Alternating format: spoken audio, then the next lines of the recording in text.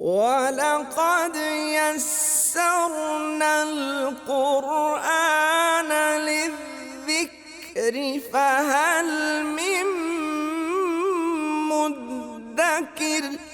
بہت سارے لوگ جو ہیں وہ اس سے استدلال کر کے کہتے ہیں کہ جناب قوم میں کچھ لوگ شرک میں مبتلا ہوں تو آپ خاموش ہو جائیں، تفرقے سے بچائیں اور مصلحت کا جو ہے وہ راستہ اختیار کریں۔ ہارون علیہ السلام نے بھی یہ کیا تھا، قطعاً یہ نہیں کیا تھا۔ ہارون علیہ السلام نے اپنی پورا زور لگایا تھا، پوری محنت کی تھی، پورے دلائل دیے تھے، اور جب نوبت خانہ جنگی تک پہنچی تو انی خشیت ان تقولا فرقت بین بنی اسرائیل، پھر وہ کہتے ہیں کہ میں رک گیا جب یہ سورہ اعراف کے اندر اللہ تعالیٰ نے فرما دیا وَقَعَدُوا يَقْتُلُونَنِي، وہ تو مجھے قتل کرنے کے در پہ تھے اور سب چڑھ دوڑے تھے۔ تو جب حالات یہ ہو گئے تھے تو میں نے صرف اس خانہ جنگی سے بچانے کے لیے کیا تھا، اور پھر اگر خانہ جنگی ہو جاتی تو پھر آپ آ کے کہتے کہ لم ترقب قولی، تو آپ نے میری جو ہے وہ بات کا خیال ہی نہیں رکھا۔ اب حضرت موسیٰ علیہ السلام کو سمجھ آ گئی کہ ہارون علیہ السلام نے کوئی کوتاہی نہیں کی۔ وَلَقَدْ يَسَّرْنَا الْقُرْآنَ لِلذِّكْرِ فَهَلْ مِن مُّدَّكِرٍ۔ اب وہ مخاطب ہوتے ہیں سامری سے، قال فما خطبک یا سامری، اب بتاؤ سامری تمہارا معاملہ کیا ہے؟ یہ خطبوں کا یہ عام طور پہ یہ پوچھنے کا انداز عربی میں اس وقت ہوتا ہے جب کوئی خاص بات ہو، کوئی آدمی خاص مشن پر ہو، اس کا مشن پوچھنے کے لیے فما خطبک، یعنی کس مشن پہ تھا تو، یہ نہیں کہ تمہارا معاملہ، تیرا مشن کیا تھا، تیری انٹینشن کیا تھی، تو کس نیت سے یہ ساری حرکت کی تم نے، ٹارگٹ، آپ یہ کہہ لیجئے ٹارگٹ ختم، تیرا ٹارگٹ کیا تھا، تو کیا کیا؟ اس نے کہا جی کچھ بھی نہیں، میرا ٹارگٹ شارگٹ کچھ ہی نہیں تھا۔ قال بصرت بما لم يبصروا به فقبضت قبضة من اثر الرسول فنبذتها وكذلك سولت لي نفسي۔ اس نے کہا جی مسئلہ کوئی نہیں ہے، بصرت، میں نے ایک چیز دیکھی، بما لم يبصروا به، جو دوسرے لوگوں نے نہیں دیکھی، میں نے وہ دیکھی، فقبضت قبضة، تو میں نے ایک مٹھی بھر لی، من اثر رسول، رسول کے نقش سے، فنبذت، میں نے پھر اس کو پھینک دیا، وَكَذَلِكَ سَوَّلَتْ لِي نَفْسِي، اس طرح میرے نفس نے مجھے معاملہ بہتر کر کے دکھایا، مزین کر کے دکھایا، یعنی یہ سارا معاملہ میرے نفس کا تھا، میرے نفس نے اس کو مزین کر کے خوبصورت کر کے دکھایا اور میں نے اس طرح کیا۔ یہ گویا وہ جسٹیفیکیشن دے رہا ہے نا کہ میں نے یہ کیا۔ اب یہ جو جسٹیفیکیشن ہے یہ ونس اگین یہ بھی اسرائیلی روایات کی دھند میں چھپی ہوئی ہے کہ یہ کیا جسٹیفیکیشن ہے، اللہ، بلکہ میں تو سمجھتا ہوں کہ یہ تو متشابہات قرآن، ان مقامات سے تعلق رکھتی ہے جس کا تعلق متشابہات سے، لیکن ایک کہانی بہار بنی ایک اس آیت کی تشریح میں وہ کسی ایک آدھ مفسر نہیں، تقریباً ہر مفسر نے لکھی، اللہ، وہ کیا ہے؟ تو کہتا ہے جی جبریل علیہ السلام کے قدم سے اس نے مٹی اٹھا لی تھی۔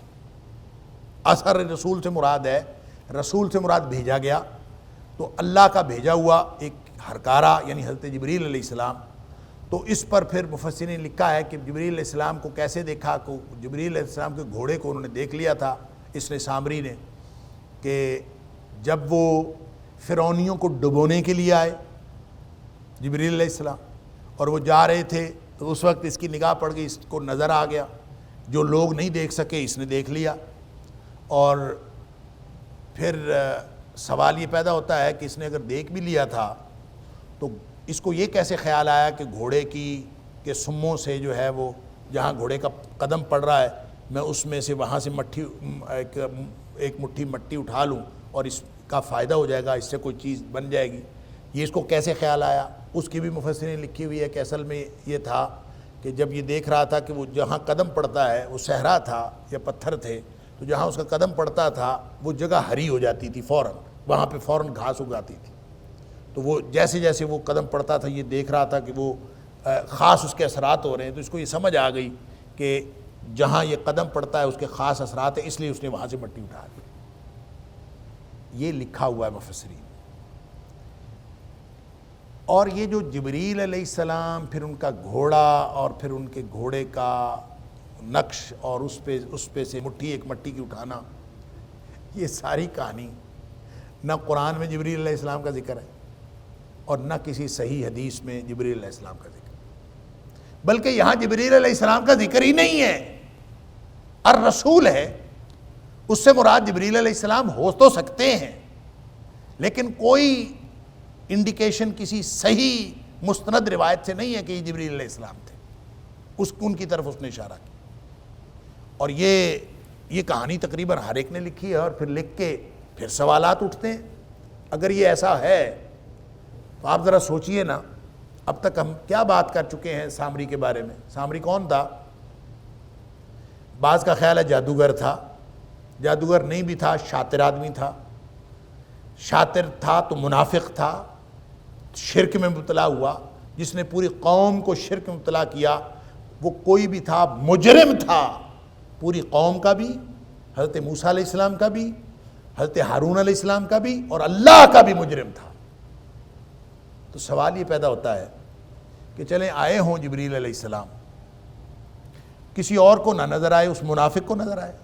اللہ اور اس کے رسول علیہم السلام ان دونوں کا وہ دشمن تھا، اس دشمن کو نظر آ گئے جبریل علیہ السلام، اور کسی کو نظر نہیں آئے. سوال پیدا ہوتا ہے نا. یعنی یہ تو اگر آپ اس کی تفسیر یہ کر دیں کہ اس کو جبریل علیہ السلام نظر آئے تھے اور جبریل علیہ السلام کا گھوڑا نظر آیا تھا، اس سے اس نے ایک مٹھی مٹی کی اٹھا لی تھی، آپ یہ تفسیر کر دیں تو زندگی بھر جو بھی پڑھے گا، اگر کوئی غیر مسلم پڑھے گا، اس کو آپ کیسے سمجھائیں گے؟ اس کا مطلب یہ ہے کہ جو کافر ہوتا ہے، جو منافق ہوتا ہے، جو اللہ رسول کا دشمن ہوتا ہے، اس کو ایسی چیزیں نظر آ سکتی ہیں جو دوسرے مومنین کو نہیں نظر آتی. پھر اس کا مطلب تو یہ ہوگا. تو یہ جب ہم یہ کہہ رہے ہوتے ہیں تو اللہ تعالی ہم سب کو ہدایت دے. جب ہم یہ کہہ رہے ہیں تو قرآن کی خدمت کر رہے ہیں، یہ ہم دین کی خدمت کر رہے ہیں یہ کہہ کے. بہرحال میں نے یہ ڈھونڈنے کی کوشش کی ہے، بہت متقدمین جو مفسرین ہیں ان کی تفسیروں سے بھی میں نے کوشش کی کہ مجھے یہ جبریل علیہ السلام والی یہ کہانی کا اوریجن کہیں سے پتہ چل جائے. یہ کیا ہے؟ کہیں کوئی صحیح روایت، کوئی مستند روایت، ساری کہانی مشہور ہے بس. اور جو مشہور ہے اسی کو ایک نقطہ نظر بنا کے مفسرین نے لکھ دیا ہے. اور جبریل علیہ السلام کے اس نے، اور ہم بھی جب پڑھتے ہیں تو ہم بھی کہہ دیتے ہیں ہاں جبریل علیہ السلام کو دیکھا ہوگا. وہ دیکھا کس نے؟ اگر کہا جائے کہ ہارون علیہ السلام نے دیکھا تو بات سمجھ میں آتی ہے، نبی کو نظر آ گیا ہوگا. اگر کہا جائے کہ موسیٰ علیہ السلام نے دیکھا تو بات سمجھ میں آتی ہے، نظر آ گیا ہوگا. اس بدبخت مشرک نے دیکھا، اس بت گھڑنے والے نے دیکھا، اس منافق نے دیکھا، اس جادوگر نے دیکھا. اس کو نظر آیا اور کسی کو نظر ہی نہیں آیا. انا للہ و انا الیہ راجعون. لہذا بات کسی بھی طرح درایت کے کسی بھی پہلو سے یہ بات درست نہیں ہے، نہ ہی روایت کے کسی پہلو سے یہ بات ثابت ہوتی. لہذا کیا ضرورت ہے ایسی بات تسلیم کرنے؟ ہاں، اس کا وہ پہلو جو قرآن بیان کر رہا ہے اس کو آپ دیکھیں گے تو بات بڑی کلیئر اور واضح ہے. ہمیں اس طرف جانے کی ضرورت نہیں ہے. اس واضح پہلو کو بیان کرنے سے پہلے ایک اور جو مفسرین نے بالکل دوسری طرف ایک بات کہی ہے، یعنی دو انتہائیں. ایک انتہا تو یہ ہے کہ اس نے جبریل علیہ السلام کو دیکھا تھا اور یہ ان کے نقش قدم سے مٹی اٹھائی تھی اور یہ کیا تھا اور اس میں ڈالی اور اس میں جادوئی کیفیت پیدا ہو گئی. اس ساری کہانی کی اس لیے بھی ضرورت نہیں ہے کہ جادوئی کیفیت کوئی نہیں پیدا ہوئی. وہ تو ایک بت بنا کے اس میں سوراخ ڈال کے کوئی بھی رکھ سکتا ہے، اس میں جادو تو تھا ہی نہیں. کوئی ایسی اس میں کوئی قوت تو پیدا ہوئی نہیں تھی، کوئی اس کے اندر کوئی خارق عادت قسم کی بات تو تھی ہی نہیں کہ ہم کہیں کہ وہ خارق عادت کوئی اس بچھڑے کے اندر کوئی خصوصیت ہو خارق عادت، تو پھر ہمیں اس ایک مٹھی بھر مٹی کی ضرورت پڑے کہ جو اس میں ڈلے تو پھر اس کے اندر خارق عادت قسم کے واقعات پیدا ہوں، اس کے اندر خصوصیات پیدا ہوں. ایسی تو کوئی تھی نہیں. ایک بت بنا کے ہوا کی سمت پہ رکھ دینا، اس میں سوراخ ڈال کے، اور سوراخ میں سے ہوا نکلے اور اس میں سے بچڑے کسی آواز آ جائے، گاں گاں کی آواز آنی شروع ہو جائے، تو اس میں کیا سپیشل ہے؟ کچھ بھی نہیں، ایک چلاکی ہے۔ آپ کا پڑوسی ملک ہے، ہندوؤں کو جا کے کون سمجھائے کہ آپ اپنے ہاتھ سے بت بناتے ہیں، 20 50 روپے 500 روپے کے بیچتے ہیں، یہ آپ کے مسئلے حل کر سکتے ہیں؟ سمجھا لیں آپ جا کے۔ اسی طرح کی بدھوں کی بات ان کی تھی، کچھ بھی نہیں تھا۔ اب کیا خصوصیت ہے ان ہاتھ کے بنائے ہوئے بتوں میں؟ یہ آپ کے پڑوسی ملک میں جگہ جگہ بک رہے ہیں اور لوگ بتوں کی پوجا۔ یہ تو خیر وہاں تو تھا، ابھی میں پچھلے دنوں گجرات گیا ہوا تھا، مجھے وہاں لوگوں نے بتایا، انا للہ و انا الیہ راجعون، جو شاہ دولے کا دربار ہے، اس کی حقیقت میں نے خود جا کے نہیں دیکھی، وہاں اس محلے کے لوگوں نے، وہاں میرا درس تھا تو ایسے ہی میں نے پوچھ لیا کہ شاہ دولے کے چوہے بڑے مشہور تھے کہ یہاں پہ بڑا ظلم ہوتا تھا انسانیت کا، کہ یہ لوہے کی ٹوپی دے دیتے تھے بچپن میں بچوں کو، اور وہ بڑے ہو کے ان کے سر چھوٹے رہ جاتے تھے، ان کو دولے شاہ کا چوہا یا شاہ دولے کا چوہا کہتے تھے۔ تو یہ ظلم اب بھی جاری ہے کہ نہیں؟ میں نے یہ سوال پوچھا، انہوں نے کہا نہیں، یہ تو اب نہیں ہوتا یہاں پہ، ایک عرصے سے ختم ہو گیا یہ، البتہ اس کی شکل بدل گئی ہے، شرک، یہاں پہ شرک ہوتا ہے اب۔ میں نے کہا جی کس طرح کا شرک؟ کہتے ہیں جی بت پرستی ہوتی ہے، ہندوستان میں نہیں، پاکستان، یہ گجرات پڑا، جا کے دیکھ لیجیے۔ انہوں نے کہا جی وہاں بت پرستی ہوتی ہے، پیتل کے بت بنے ہوئے، پیتل کے یا کسی برونز کی کسی چیز کے وہ بنے ہوئے، اور ان کو لوگ وہیں سے خریدتے ہیں اور خرید کے وہیں چڑھاوا چڑھاتے ہیں، اور انہی کو وہ لوگ بعد میں اکٹھے کر کے پھر دوبارہ بیچ لیتے ہیں اور کہتے ہیں بڑا شاندار کاروبار ہے وہاں پہ، اور اس کا چڑھاوا چڑھانا وہ ایک بڑا، اندازہ کریں، سمجھائیں آپ ان کو کہ وہ ہاتھ کا بنایا ہوا، پیتل کا بنایا ہوا، برونز کا بنایا ہوا بت کسی کام کا نہیں ہے، کون سمجھائے ان کو؟ تو یہ وہاں بھی کوئی خار کی عادت بات نہیں تھی، سب ایسے کہانیاں بنا لی جاتی ہیں کہ ایسے ہو رہا ہے، ایسے ہو رہا ہے، فلاں ہو رہا ہے، کچھ بھی نہیں تھا۔ اس انتہا کی جو کہانی ہے، اس کی دوسری انتہا یہ ہے کہ لوگوں نے یہ کہا کہ نہیں، اس کا یہ معنی ہے ہی نہیں۔ انہوں نے کہا جی باسورا کا معنی بھی کچھ اور ہوتا ہے، باسورا کا معنی ہوتا ہے کہ میں نے اپنی سوچ سے سوچا، دیکھنا نہیں ہوتا، آنکھوں کی رویت نہیں ہوتی اس سے مراد، اپنی سوچ سے سوچا، اپنی سوچ سے سوچا۔ پھر قبض تو قبضتاً، اس کا بھی اور معنی روحانی قسم کا، اثر رسول کا بھی معنی روحانی قسم کا، اور ساری باتیں جو ہیں وہ اس کو ایک بالکل دوسری انتہا پہ لے جا کے ناقابل فہم قسم کی ایک روحانی تشریح کر دی، جس کا تو معنی یہ ہے۔ ایک انتہا وہ ہے تو ایک انتہا وہ ہے، نہ وہ سمجھ میں آنے والی نہ وہ سمجھ میں آنے والی۔ اللہ، اب قرآن کے بیان کو، اب ان دونوں انتہاؤں کو دیکھنے کے بعد اب قرآن کے بیان کو آپ غور سے دیکھیں، قرآن خود واضح کر دیتا ہے، سبحان اللہ۔ اب وہ کہتا ہے قال بصرت بما لم یبصروا به، میں نے دیکھا جو دوسروں نے نہیں دیکھا۔ اب کون یہ کہہ رہا ہے؟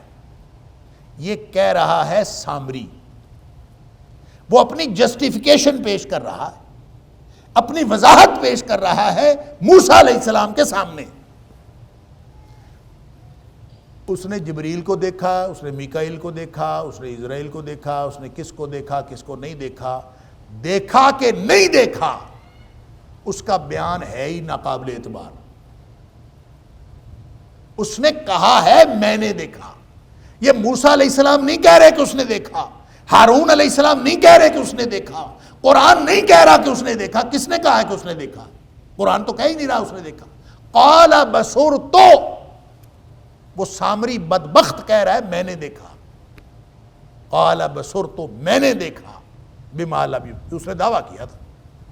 اب دعویٰ کوئی کچھ بھی کر سکتا ہے، وہ یہ دعویٰ کر دیتا میں نے اللہ کو دیکھا ہے، نعوذ باللہ من ذالک۔ وہ دعویٰ کرنے والے ہزار دعوے کرتے ہیں، اور جو جھوٹے لوگ ہوتے ہیں، جو مشرک لوگ ہوتے ہیں، جو جادوگر قسم کے لوگ ہوتے ہیں، اور جو اللہ اور اس کے رسول کے دشمن لوگ ہوتے ہیں، وہ اس طرح کے دعوے ہمیشہ کرتے آئے، تو کر لیا دعویٰ، کیا فرق پڑتا؟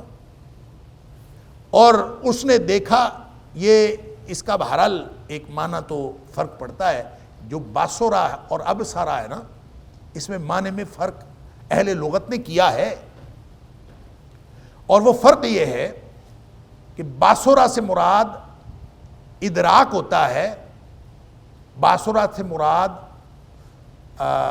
حسی نگاہ نہیں ہوتی.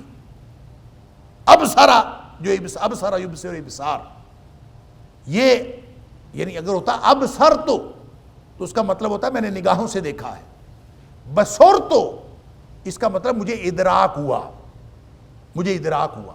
بصر تو بما لم یبصروا بہ، مجھے ایک ایسی بات کا ادراک ہوا، میری توجہ میں ایک ایسی بات آئی، میرے خیال میں ایک ایسی بات آئی، بما لم یبصروا بہ، جو دوسروں کے خیال میں نہیں آئی. یہ بدبخت سامری وہ اپنی شرک کی اس قبیح حرکت کی روحانی تشریح کر رہا ہے. بات سمجھے؟ وہ اس کی روحانی تشریح کر رہا ہے. مینوں سمجھ آئی ہے نہ نہیں سمجھ آئی. ساری دنیا یہ کہتی ہے، جو شرک میں مبتلا ہوتا ہے وہ یہ کہتا ہے. جو اصل بات مجھے پتا ہے، اس نے بھی وہی کہی. بصر تو میں نے دیکھی ہے کہ ایسی بات. وَلَقَدْ يَسَّرْنَا الْقُرْآنَ لِلذِّكْرِ فَهَلْ مِن مُدَّكِرٍ وَلَقَدْ يَسَّرْنَا الْقُرْآنَ لِلذِّكْرِ فَهَلْ مِن مُدَّكِرٍ. میرے احاطہ ادراک میں کہ ایسی بات آئی بما لم یبصروا بہ، جو دوسروں کے احاطہ ادراک میں نہیں آئی. وہ تشریح کر رہا تھا. اس نے گویا حضرت موسیٰ علیہ السلام کو کہہ رہا ہے کہ اے موسیٰ علیہ السلام، آپ کی بات کو اور آپ کی تعلیمات کو جو میں سمجھا ہوں دنیا میں کوئی نہیں سمجھا. سمجھ آئی؟ یہ ہے اس کی روحانی تشریح کہ جو میں سمجھا ہوں وہ کوئی اور نہیں سمجھا، جو مجھے ادراک ہوا ہے وہ کسی اور کو نہیں ہوا. لیکن اگر آپ اس کا معنی حسی نگاہ سے دیکھنا کر لیں تو اس نے جبریل کو دیکھنے کا دعویٰ کیا ہے یا کسی کو دیکھنے کا دعویٰ کیا ہے تو بھی کوئی حرج نہیں ہے، کیونکہ یہ اس کا دعویٰ ہے. وہ کہے مجھے ادراک ہوا ہے تو جھوٹا ہے، وہ کہے کہ میں نے اپنی آنکھوں سے دیکھا ہے تو جھوٹا. جو بھی اس نے کہا ہے وہ جھوٹ ہی کہا ہے. بات دونوں طرح جھوٹ ہے. لہٰذا یہ اس کا نقطہ نظر ہے. کسی مفسر کو اس تکلف کی ضرورت نہیں کہ اس نے دیکھا تھا، کسی تکلف کی ضرورت نہیں یہ کہنے کی کہ اس کو ادراک ہوا تھا، یا اس کی حس مدرکہ اتنی تیز تھی کہ اس نے کوئی کسی بات کا اندازہ لگا لیا. کچھ بھی تھا، اس کے سارے دعوے جھوٹے تھے. اور پھر یہ ہمیشہ جو بھی راستے سے بھٹکے ہوئے لوگ ہوتے ہیں یا مشرک لوگ ہوتے ہیں، ان کا ایک اور طریقہ بھی ہوتا ہے کہ وہ سپریچولی ایکسپلائٹ کرتے ہیں. ایک تو ہے نا کہ اپنے عمل کی روحانی تشریح کر دی، چل لوگ سمجھ ہی نہیں سکے، جی اصل سمجھ مجھے آئی ہے. یہ ہے معنی اس کا. قال ابصرت بما لم یبصروا بہ فقبضت قبضۃ من اثر الرسول. یہ جو ہے میں نے ایک رسول کے نقش سے ایک مٹھی لے لی. اس سے مراد بھی حسی مٹھی ضروری نہیں ہے. قبضہ ویسے مٹھی کو کہتے ہیں، لیکن فقبضت قبضۃ کوئی بھی چیز مطلقاً لینا بھی اس کا معنی ہو سکتا ہے کہ آپ نے کوئی چیز لے لی. فقبضت قبضۃ، میں نے اس میں سے کچھ حصہ لے لیا، چونکہ مجھے ادراک ہوا ہے ایسا جو کسی اور کو نہیں ہوا، لہذا اس میں سے میں نے وہ لیا ہے. من اثر رسول، رسول کے نقش سے. اور رسول کے نقش سے رسول کے نقش قدم بھی ہو سکتا ہے. لہٰذا یہاں الرسول سے مراد جبریل لینا قطعاً ضروری نہیں ہے. یہاں الرسول سے مراد خود حضرت موسیٰ علیہ السلام ہے. موسیٰ علیہ السلام کے نقش قدم سے اس نے کوئی چیز لے لی، یہ بھی ہو سکتا ہے. لیکن صحیح بات جو یہاں سے سمجھ آ رہی ہے وہ یہ کہ اس تکلف کی بھی کوئی ضرورت نہیں ہے کہ اس نے کو موسیٰ علیہ السلام کے یا ہارون علیہ السلام کے نقش قدم سے کوئی چیز اٹھائی. اس نے سادہ سا بات کی ہے کہ میں نے آپ کی تعلیمات سے یہ بات سمجھی. من اثر الرسول، رسول کے نقش سے آپ نے جو پیچھے چھوڑا ہے میں نے اسی سے یہ ساری بات سمجھی ہے. گویا اس نے سارے کا سارا مدعا نعوذ باللہ من ذالک حضرت موسیٰ علیہ السلام کی تعلیمات پر ڈال دیا کہ نہیں جی میں نے تو آپ کے پیچھے ہی تو چل کر کیا، آپ کے نقش قدم پر ہی تو کیا. بس اس کی روحانی کیفیت، اس کی وہ پہلو جو لوگوں کی نظروں سے اوجھل تھا وہ میری نظروں میں آ گیا اور میں نے یہ کیا ہے، اور ایسی کوئی بات اس میں نہیں تھی۔ اور ساتھ وہ کہتا ہے کہ اس طرح میرے نفس نے وَكَذَلِكَ سَوَّلَتْ لِي نَفْسِي، اس طرح میرے نفس نے مجھے سمجھایا کہ یہ بات، یہ معاملہ بڑا خوبصورت ہے، اور میرے نفس نے اس کو خوبصورت کر کے مجھے دکھا دیا، میں یہی سمجھا اور اس کو سمجھ کے میں نے یہ کام کیا، گویا میں نے کوئی بھی چیز سوچ سمجھ کے غلط نہیں کی، میں نے اپنی طرف سے بالکل ٹھیک کی۔ یہ اس کی جسٹیفیکیشن۔ لہٰذا اس جسٹیفیکیشن کو آپ محض روحانی جسٹیفیکیشن سمجھ لیجئے، یا اس کو اپنی نگاہوں سے جبریل کو دیکھنا سمجھ لیجئے، جبریل کے نقش قدم سے مٹھی بھر مٹی اٹھانا سمجھ لیجئے، یا حضرت موسیٰ علیہ السلام کے قدموں سے، ان کے نقش قدم سے مٹی اٹھانا سمجھ لیجئے، کچھ بھی سمجھ لیجئے، لیکن مٹی کا ذکر یہاں پہ کہیں پہ بھی نہیں ہے۔ فَقَبَضْتُ قَبْضَةً ہے، میں نے ایک قبضہ، ایک مٹھی لی۔ یہ ہو سکتا ہے کہ میں نے آپ کے نقش قدم سے جو آپ کے تعلیمات ہیں ان میں سے میں نے کچھ لے لیا اور کچھ لے کے اس کو یہی سمجھاؤں، اور یہی اس کا روحانی پہلو تھا۔ اس نے روحانی طور پر تشریح کی یا جسمانی طور پر تشریح کی، جو بھی کیا یہ سامری کا بیان ہے، یہ قرآن کا بیان نہیں ہے۔ قرآن سامری کے بیان کو ریپروڈیوس کر رہا۔ جب قرآن سامری کے بیان کو ریپروڈیوس کر رہا ہے تو اس کا مطلب یہ ہے کہ اس نے کچھ بھی نہ دیکھا ہو تو بھی کہہ دے میں نے دیکھا ہے، کچھ بھی نہ سمجھا ہو تو بھی کہہ دے میں نے سمجھا۔ یہ تو اس نے لیم ایکسکیوز پیش کیا ہے اپنے اس عمل کا، لہٰذا کوئی اس کے اندر ایمبیگوٹی، کوئی ابہام باقی نہیں رہتا کہ جبریل علیہ السلام کے گھوڑے کے نقش سے، اس کے قدموں کے نشان سے اگر مٹی اٹھانے والی بات صحیح بھی ہو تو یہ صرف سامری کا بیان ہے، اس سے زیادہ اس کی کوئی حیثیت نہیں، لہذا اس کی استنادی حیثیت ڈھونڈنے کی ضرورت ہی نہیں ہے، یہ اس کا بیان ہے، بس بات ختم۔ اور اس بیان کو کی تصدیق بھی ضروری نہیں، وہ تو تھا ہی جھوٹا اور ثابت ہو گیا، اس کو سزا مل گئی دنیا میں بھی اور آخرت میں بھی ملے گی۔ اب ساری بات سن کے حضرت موسیٰ علیہ السلام کو سمجھ آ گئی کہ یہ مشرک ہے بدبخت، اس نے خود سارا ڈرامہ گھڑا ہے، اور اب اس کی جو ہے، اب دیکھیں نا من اثر رسول، اس میں تقدس پیدا کیا جا رہا ہے، یہ کہہ کے کہ میں نے رسول کے نقش قدم، وہ چاہے اس سے مراد حضرت موسیٰ علیہ السلام ہو، چاہے اس سے مراد حضرت جبریل علیہ السلام ہو، اس میں یہ پوری اپنی بات کے اندر اس نے تقدس کا ایک پہلو پیدا کر لو، بات جہاں رسول کی آ جائے اس کے بعد تو تقدس اور تعظیم کا جو تقاضا ہے وہ تو یہ کہ آپ کے نگاہیں جھک جانی چاہیے، آپ تو فوراً خاموش ہو جائیں، اور اسی طرح سارے مشرک خاموشی اسی طرح کرتے ہیں کہ اس میں ایسا تقدس کا ایک پہلو بیان کریں گے کہ بندہ حیران ہو جاتا ہے۔ حضرت موسیٰ علیہ السلام نے کہا قال فاذهب، دفع ہو جا، چلا جا، فإن لك في الحیات، دنیا کی زندگی میں بھی تیرے اوپر ایک عذاب ہے، ان تقول لا مساس، تو ساری زندگی یہی کہتا پھرے گا کہ مجھے نہ چھوؤ، لا مساس، نہ چھونا مجھے، اللہ اکبر۔ یہ اس کو دنیا میں سزا دی گئی، اور اس کی تفصیل جو روایات میں آتی ہے وہ یہ کہ وہ جو کوئی اس کو چھوتا تھا، اس کے ساتھ چاہے مسافہ کرتا، کسی طرح بھی اس کا ٹچ ہو جاتا تو اس کو بھی بخار چڑھ جاتا تھا، اور جس نے ٹچ کیا اس کو بھی بخار چڑھ جاتا، دونوں بیمار ہو جاتے تھے۔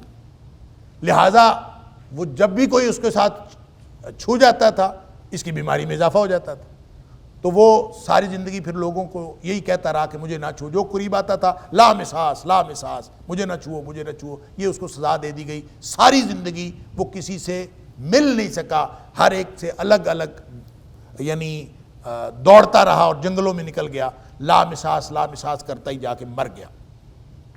اور فرمایا وَإِنَّ لَكَ مَوْعِدًا لَن تُخْلَفَهُ، یہ تو دنیا کی زندگی کی سزا ہے کہ ساری زندگی تم یہ اسی طرح سے اچھوت بن کے پھرتے رہو گے۔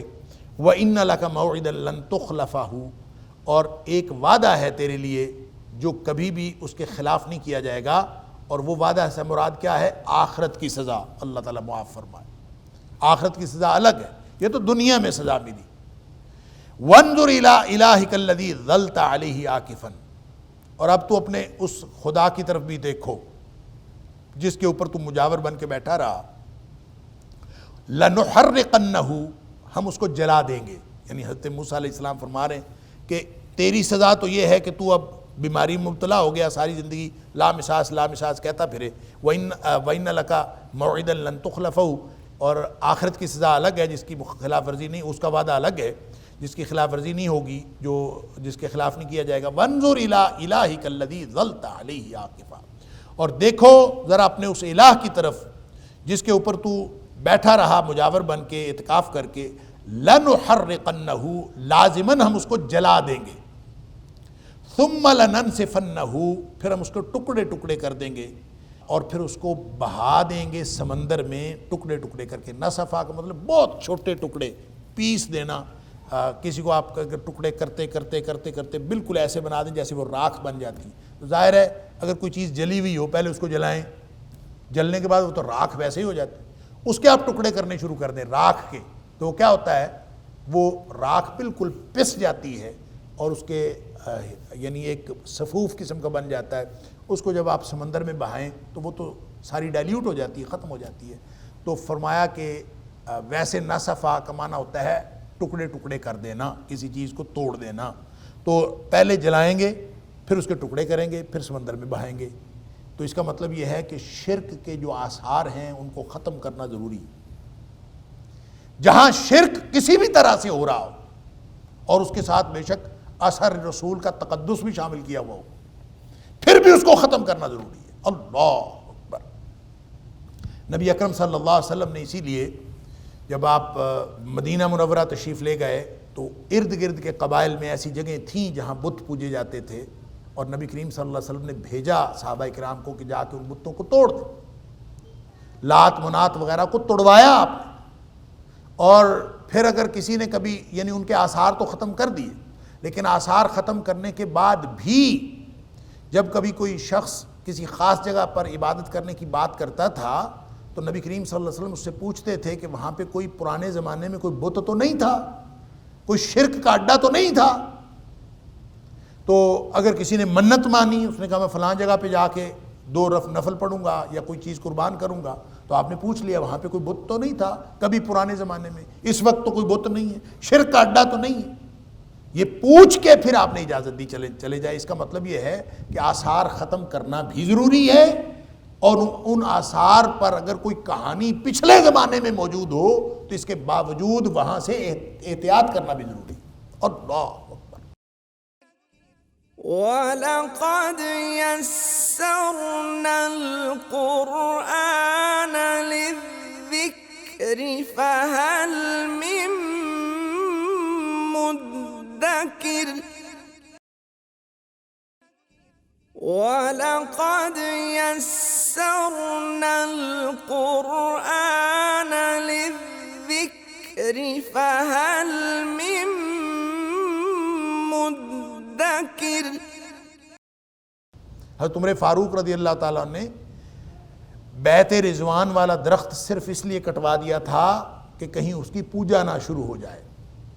لوگ جاتے تھے بیت رضوان کے درخت کو جا کے باقاعدہ اس کو چومتے تھے، اس کے ساتھ پیار اور محبت کا اظہار کرتے تھے، اور ظاہر ہے اس وقت تو ابھی صحابہ موجود تھے نا، اور اگر اس کو ایسے چھوڑ دیا جاتا تو مرور زمانہ کے ساتھ پتہ نہیں وہاں پہ کیا کچھ بن جاتا۔ لہٰذا حضرت عمر فاروق رضی اللہ عنہ نے وہ ویسے ہی کٹوا دیا۔ تو اب قرآن کا یہ بیان، حضرت موسیٰ علیہ السلام نے اس کو جلایا، اس کو جلا کے پھر اب ظاہر ہے جب جلا دیا تو وہ تو ختم ہو گیا، میلٹ ہو گیا، لیکن نہیں، اس کو پھر ٹکڑے ٹکڑے کیا اور پھر اس میں بہایا بھی، گویا اس کے آثار بالکل ختم کرنا ضروری ہے۔ فرمایا انما الہکم اللہ الذی لا الہ الا ہو، اللہ تعالیٰ فرماتا ہے کہ تمہارا الہ نہ تو وہ بت ہو سکتا ہے، نہ وہ بچھڑا ہو سکتا ہے، نہ وہ کوئی بھی دنیا کی کوئی اینٹیٹی، مخلوق میں سے الہ ہو کیسے سکتا؟ تمہارا الہ وہ ہے، انما الہکم، سوائے اس کے کچھ نہیں، الہکم اللہ، تمہارا الہ تو اللہ ہے، سبحان اللہ، الذی لا الہ الا ہو، وہ اللہ جس کے علاوہ کوئی الہ نہیں ہے۔ الہ صاحب اقتدار بھی ہوتا ہے، وہ خالق بھی ہوتا ہے، مالک بھی ہوتا ہے، مقتدر بھی ہوتا ہے، مدبر کائنات بھی ہوتا ہے، ساری خصوصیات کا حامل الہ ہوتا ہے۔ اور یہ بات میں اکثر عرض کیا کرتا ہوں کہ الہ عربی زبان کا وہ لفظ ہے جس کا متبادل اردو زبان میں ہے ہی کوئی نہیں، بلکہ شاید کسی زبان میں نہیں۔ آپ الہ کا معنی انگریزی میں گاڈ کر دیتے ہیں، اردو میں آپ معبود ترجمہ کر دیتے ہیں۔ دیکھیں، معبود جس کی پوجا کی جائے، جس کی عبادت کی جائے، الہ معبود بھی ہوتا ہے، لیکن صرف معبود نہیں ہوتا۔ پوجا تو لوگ بہت ساری چیزوں کی، پتھروں کی پوجا کرتے ہیں، تو کیا وہ الہ بن گئے؟ نہیں۔ الہ کے اندر طاقتور ہونا، نفع نقصان کا مالک ہونا، یہ اور خالق ہونا، مدبر کائنات ہونا، یہ سارے کے سارے جتنی اللہ کی صفات ہیں اس میں ہونا ضروری ہے۔ کہنے کو میں کہوں کہ یہ مائک جو ہے یہ میرا خدا ہے، کہنے کو کیا ہے؟ میں کسی بھی چیز میں کہوں یہ میرا خدا ہے، آپ کسی بھی چیز کو خدا کہہ دیں، کہنے کو کیا ہے؟ اور اسی طرح دنیا ساری نے نام رکھے ہوئے ہوتے ہیں خداؤں کے، فلاں چیز خدا ہے، فلاں چیز خدا ہے۔ اللہ قرآن کہتا ہے ان ہی الا اسماء سمیتموہا انتم وآباؤکم۔ نام رکھ لینے سے کہ اس کا نام خدا ہے، خدا نہیں بنتا۔ آپ کسی بھی چیز کا نام خدا رکھ لیں تو وہ خدا بن جائے گی۔ انہوں نے تو بچڑا بنا کے، ایک بت بنا کے کہا تھا یہ خدا ہے۔ خدا اس طرح نہیں بنتا۔ خدا وہ ہوتا ہے جس کے پاس طاقت ہو، جس کے پاس تخلیق کی قوت ہو۔ اور قرآن بار بار کہتا ہے کہ زندگی موت جس کے ہاتھ میں ہوتی ہے وہ الہ ہوتا ہے۔ اور قرآن کہتا ہے جن کو تم نے شریک بنایا ہوا ہے، مشرکین مکہ کو اور تاریخ کے ہر مشرک کو قرآن یہ چیلنج کرتا ہے کہ بتاؤ کہ انہوں نے کیا پیدا کیا ہے، ارونی ما خلقو، انہوں نے کیا پیدا کیا ہے؟ کوئی پیدا کی یہ چیز؟ اللہ اکبر۔ پھر قرآن نے یہ بھی کہا ہے کہ لن یخلقوا ذبابا ولو اجتمعوا لہ، کہ یہ سارے مل جائیں، دنیا کے سارے جتنے شریک، جتنے خدا، تاریخ میں کسی نے ان کو خدا کہا ہو، آج اس کا نام رکھا ہو، کل کلا آنے والے ساری دنیا کے سارے خدا مل جائیں، قرآن چیلنج کرتا ہے لن یخلقوا ذبابا ولو اجتمعوا لہ۔ ایک مکھی نہیں پیدا کر سکتے یہ سب مل کے، ساری سائنس، ساری ٹیکنالوجی، سارا کچھ شامل کر لیں، اپنی ساری روحانی طاقتیں، ساری نفسیاتی قوتیں، ساری ٹیلی پیتھیز، ہر چیز شامل کر لیں، ریاضت مجاہدے شامل کر لیں، لن یخلقوا ذبابا ولو اجتمعوا لہ، ایک مکھی نہیں بنا سکتے۔ پھر قرآن اس میں تھوڑے سے اس چیلنج میں تخفیف کرتا ہے، مکھی بنانا تو دور کی بات ہے، مکھی بنانا، پیدا کرنا، تخلیق، یہ تو بہت بڑی بات ہے۔ اللہ ان یسلبہم الذباب شیئا، اگر مکھی ان سے کوئی چیز چھین کے لے جائے نا، حضرت بڑے دسترخوان پہ کھانا تناول فرما رہے ہیں، مکھی آتی ہے، آ کے ایک ذرہ اٹھا کے لے جاتی ہے۔ اللہ قرآن کہتا ہے کہ تم سارے مل کے مکھی سے وہ ذرہ خوراک کا چھین کے دکھاؤ۔ اللہ اکبر۔ ان یسلبہم الذباب شیئا لا یستنقذوہ منہ، یہ کبھی اس سے چھین نہیں سکتے، واپس نہیں لے سکتے۔ تو جب واپس نہیں لے سکتا تو کس سے مانگنے جا رہے ہو اور کس سے مانگا جا رہا ہے؟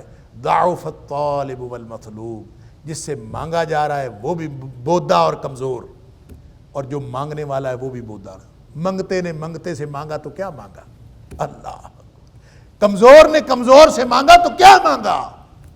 ضعف الطالب والمطلوب، دونوں ایک جیسے۔ اللہ۔ لہذا قرآن نے اس ساری گفتگو کو یوں سمیٹا ہے، انما الہکم اللہ الذی لا الہ الا ہو، کہ تمہارا الہ سوائے اس کے اور کوئی نہیں، اللہ ہے وہ ذات، لا الہ الا ہو، جس کے علاوہ کوئی الہ نہیں، وسع کل شیء علما، اور اس کا علم ہر چیز پر وسیع ہے۔ اللہ اکبر۔ کذالک نقص علیک من انباء ما قد سبق، اس طرح ہم بیان کرتے ہیں علیکہ اے حبیب صلی اللہ علیہ وسلم آپ پر، من انباء ما قد سبق، ان لوگوں کی خبروں کے بارے میں جو پہلے گزر چکے ہیں۔ اب ظاہر ہے کہ موسیٰ علیہ السلام کا قصہ تو گزر چکا، اور اس کی ساری خبر اللہ تعالیٰ نبی اکرم صلی اللہ علیہ وسلم کو بذریعہ وحی دے رہا، یوں ہم سارا کچھ بیان کرتے ہیں۔ وَقَدْ آتَيْنَاكَ مِن لَّدُنَّا ذِكْرًا، اور ہم نے تمہیں عطا کیا ہے اپنی جناب سے ذکر کا ذریعہ، ذکر کے طور پر کیا عطا کیا ہے؟ قرآن۔ گویا قرآن کس لیے آیا ہے؟ اللہ کی یاد کے لیے آیا ہے، ذکرا۔ اس کا معنی یہ بھی ہو سکتا ہے کہ اللہ نے ذکر عطا فرمایا، یعنی قرآن ذکر ہے، انا نحن نزلنا الذکر وانا لہ الحافظون، قرآن خود ذکر ہے، اور یہ اللہ کی یاد بھی ہے اور اللہ کی یاد کے لیے بھی ہے۔ قرآن پڑھنے سے اللہ کی یاد تازہ ہوتی ہے، سبحان اللہ۔ جب انسان قرآن پڑھتا ہے اس سے اللہ کی یاد آتی ہے۔ اقیم الصلاۃ لذکری، جیسے نماز پڑھنے سے اللہ کی یاد ہوتی ہے، اسی طرح قرآن پڑھنے سے بھی اللہ کی یاد۔ تو یہ قرآن کیا ہے؟ انا نحن نزلنا الذکر وانا لہ الحافظون، ہم نے اس کو وَلَقَدْ يَسَّرْنَا الْقُرْآنَ لِلذِّكْرِ، یہ ذکر بھی ہے اور ذکر کے لیے بھی ہے، گویا یہ اللہ کی یاد کے لیے۔ اس کو پڑھیں گے اللہ کی یاد آئے گی۔ تو اس کا مطلب ہے جو اصل مطمع نظر ہے نا زندگی کا، وہ اللہ کی یاد ہے، اور انسان اگر اللہ کی یاد میں رہے اور ہمیشہ ہر ماحول میں موسیٰ علیہ السلام طور پہ گئے ہوئے ہوں یا موسیٰ علیہ السلام پاس ہوں، ہارون علیہ السلام پاس ہوں یا نہ ہوں، اگر ہر وقت اللہ یاد رہے تو پھر انسان کبھی شرک میں مبتلا نہیں ہوتا۔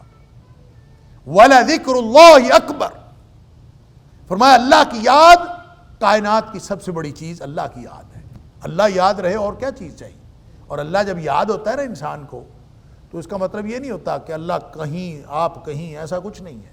فرمایا انا مع عبدی اذا ذکرنی وتحرکت بی شفتاہ، حدیث قدسی ہے، نبی کریم صلی اللہ علیہ وسلم فرمایا، اللہ فرماتا ہے کہ جب میرا بندہ مجھے یاد کرتا ہے نا اور میرے ذکر کے ساتھ اس کے ہونٹ ہل رہے ہوتے ہیں تو میں اس کے ساتھ ہوتا ہوں اس وقت۔ تو جب ہم زبان سے اللہ اکبر کہتے ہیں، لا الہ الا اللہ کہتے ہیں، سبحان اللہ کہتے ہیں یا قرآن پڑھتے ہیں، تو یہ پڑھنا صرف ہونٹ ہلانا نہیں ہوتا، یہ دل میں اللہ کی یاد کے لیے ہوتا ہے کہ اللہ کی یاد دل میں بیٹھ جائے۔ نماز بھی اسی لیے پڑھنی، قرآن بھی اسی لیے پڑھنا ہے، ذکر اذکار بھی اسی لیے کرنا ہے کہ دل میں اللہ کی یاد بیٹھ جائے۔ اور اگر اللہ کی یاد دل میں ہوتی تو بنی اسرائیل بھی بچھڑے کی پوجا میں مبتلا نہ ہوتے۔ اب فرمایا کذالک نقص علیک من انباء ما قد سبق، اسی طرح اے حبیب صلی اللہ علیہ وسلم آپ پر ہم سابقہ گزرے ہوئے لوگوں کی خبریں آپ کے اوپر ہم بیان کرتے ہیں۔ وقد آتیناک من لدنا ذکرا، اور یقیناً ہم نے آپ کو ذکر عطا فرمایا ہے، یعنی جو قرآن یہ عطا فرمایا ہے۔ من اعرض عنہ، اب یہ قرآن میں آگے 3 دفعہ اس اعراض کا ذکر ہوگا سورہ طٰہٰ کے اندر بقیہ آیات۔ ذکر اللہ نے عطا کیا ہے، ومن اعرض عنہ، اور جو اس ذکر سے اعراض کرے، منہ پھیرے۔ اب اس ذکر کو جو اللہ نے یاد کے لیے دیا ہے، اب تو ہمیں اس کو ہاتھوں ہاتھ لینا چاہیے، اس کو اپنے دل و دماغ کا حصہ بنانا چاہیے تو یہ تھا کہ ہم اس کی زندگیوں میں داخل کر لیتے اس کو اپنی زندگیوں میں، لیکن اور جو اس ذکر سے اللہ کی یاد سے منہ پھیرے، جس نے بھی منہ پھیرا فَإِنَّهُ يَحْمِلُ يَوْمَ الْقِيَامَةِ وِزْرًا، وہ اصل اس کا بوجھ قیامت والے دن اٹھائے گا۔ اللہ اکبر۔ اب یہاں جو ہے آیت نمبر 99 سے کذالک نقص علیک، اس سے آگے جو جتنی بھی آیات ہیں آیت نمبر 114 تک، یہاں احوال قیامت کا ذکر بھی ہے اور نبی اکرم صلی اللہ علیہ وسلم سے خطاب بھی ہے، اور یہ خاص طور پر 2 حوالوں سے خطاب ہے۔ ایک تو توحید ہے اور دوسرا کیا ہے؟ توحید کے ساتھ ساتھ جو اعراض عن ذکر کے حوالے سے ہے کہ جو شخص توحید کا قائل ہے وہ اللہ کے ذکر میں، اللہ کی یاد میں رچ بس جائے، اپنی زندگی اللہ کی یاد میں گزار دے، اور جو اعراض عن ذکر کرتا ہے پھر قیامت والے دن اس کے بڑے برے حالات ہوں گے۔ اس ریفرنس سے اللہ کریم نے یہاں احوال قیامت بھی بیان کیے ہیں، آیت نمبر 99 سے لے کر آیت نمبر 114 تک۔ اللہ تعالیٰ مجھے اور آپ کو قرآن سمجھنے اور اس پر عمل کرنے کی توفیق عطا فرمائے۔ وآخر دعوانا ان الحمدللہ رب العالمین۔ إن هذا القرآن يهدي للتي هي أقوم ويبشر المؤمنين الذين يعملون الصالحات أن لهم أجرا كبيرا